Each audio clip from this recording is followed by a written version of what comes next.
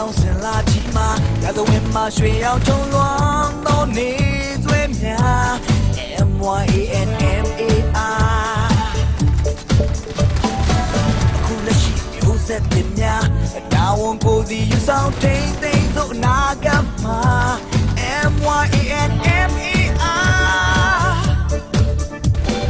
ရေကောင်းများရဲ့မိတ်မွေးစကားရှင်မစင်သိမ်းကြဘူကောင်ထက်ကတွေးဒီရဲ့ဖေရှောင်းမပဲဘူးဟေး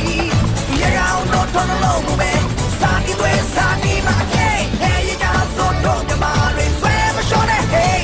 ပထမဆူလဲအရာယူပဲတော့အိမ်မကိုထိုးတဲ့ပြလို့ MYANMAR မြန်မာတဲ့ဟေး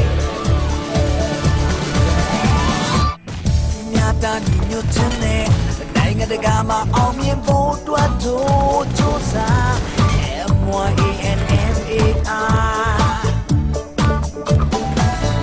တို့ချစ်စိတ်ဓာတ်အပြည့်နဲ့မြန်မာကိုဒီကဘာကလေးစားဖို့ပို့ကြိုးစား